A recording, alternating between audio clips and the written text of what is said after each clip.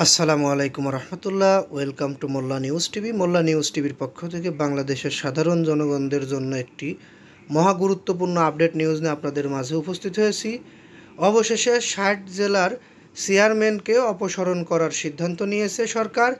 এই বিষয়টি আমি আপনাদেরকে বিস্তারিত জানাবো, কোন কোন জেলার চেয়ারম্যানদেরকে অপসারণ করা হলো বা বাতিল করা হলো, সেই জেলাগুলোর নামও আমি উল্লেখ করব ইনশাল্লাহ। যদিও একটু সময় লাগবে প্রত্যেকটি জেলার নাম বলতে।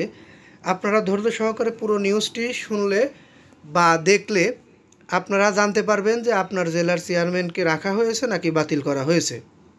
যাই হোক, আপনি যদি আমাদের চ্যানেলে নতুন হয়ে থাকেন, এখনই আমাদের চ্যানেলটি সাবস্ক্রাইব করে বেল বাটন অন করে ফেলুন, কারণ আমরাই শুধুমাত্র সবার আগে বাংলাদেশের সর্বশেষ গুরুত্বপূর্ণ আপডেট নিউজ এই চ্যানেলের মাধ্যমে প্রকাশ করে থাকি।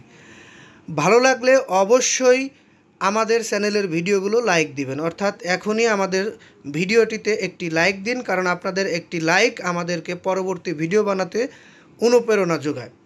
আর মতামতে কোনো বাধা নেই, আপনার মতামত কমেন্ট বক্সে অবশ্যই জানিয়ে যাবেন। এখানে যে বিষয়টি বলা হয়েছে, স্থানীয় সরকার বিভাগের থেকে দেশের 60 জেলা পরিষদের চেয়ারম্যানকে অপসারণ করা হয়েছে। রবিবার স্থানীয় সরকার বিভাগের উপসচিব মোহাম্মদ শফিউল আলম স্বাক্ষরিত প্রজ্ঞাপনের মাধ্যমে তাদের অপসারণ করা হয়। সোমবার আরেকটি প্রজ্ঞাপনে জেলা পরিষদের প্রশাসক নিয়োগ করা হয়েছে। স্থানীয় সরকার বিভাগ সূত্রে জানা গেছে, 64 জেলা পরিষদ চেয়ারম্যানদের মধ্যে 40-এর বেশি ধারাবাহিকভাবে কর্মস্থলে অনুপস্থিত রয়েছে। অর্থাৎ 64 জেলা পরিষদের চেয়ারম্যানের মধ্যে 40 জনেরও বেশি ধারাবাহিকভাবে কর্মস্থলে অনুপস্থিত, আর অনুপস্থিত থাকলে তাদেরকে অপসারণ করা হবে, এটি স্বাভাবিক।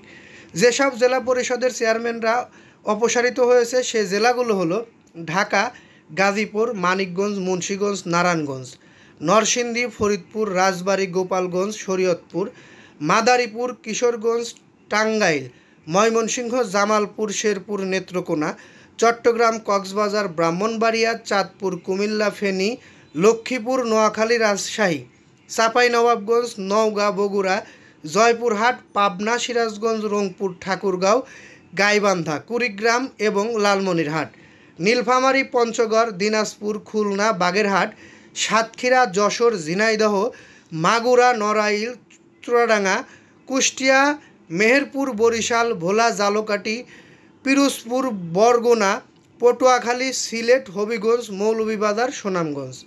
নাটোর জেলা পরিষদ চেয়ারম্যানের মৃত্যুজনিত কারণে ওই পদটি শূন্য ঘোষণা করা হয়েছে। সোমবার এক প্রজ্ঞাপনে পদটি শূন্য ঘোষিত হয়। এদিকে সোমবার এক প্রজ্ঞাপনে জেলা পরিষদের প্রশাসক নিয়োগ করা হয়েছে। উপসচিব মোহাম্মদ শফিউল আলম স্বাক্ষরিত প্রজ্ঞাপন অনুযায়ী ঢাকা, চট্টগ্রাম, বরিশাল, খুলনা, রাজশাহী, রংপুর, সিলেট, ময়মনসিংহে অতিরিক্ত বিভাগীয় কমিশনার সার্বিক প্রশাসক হিসেবে দায়িত্ব পালন করবে। অন্যান্য জেলার দায়িত্ব পালন করবেন জেলা প্রশাসকরা। এর আগে গত 16 আগস্ট জেলা পরিষদ সংশোধন অধ্যাদেশ 2024-এর খসড়া অনুমোদন করে অন্তর্বর্তীকালীন সরকারের উপদেষ্টা পরিষদ। পরে তা অধ্যাদেশ আকারে জারি করা হয়। বিষয়টি হয়তো আমি আপনাদেরকে বোঝাতে পেরেছি। যদি ভালো লাগে অবশ্যই আমাদের চ্যানেলটিতে সাবস্ক্রাইব করে বেল বাটন অন করে রাখবেন, কারণ পরবর্তীতে আমরা যে সকল গুরুত্বপূর্ণ নিউজগুলো আপনাদের মাঝে দেওয়ার চেষ্টা করব বা দিব, সেগুলো সাবস্ক্রাইব করলেই সবার আগে আপনি পেয়ে যাবেন। আর আমাদের চ্যানেলের ভিডিওগুলো ভালো লাগলে লাইক, কমেন্ট, শেয়ার করবেন।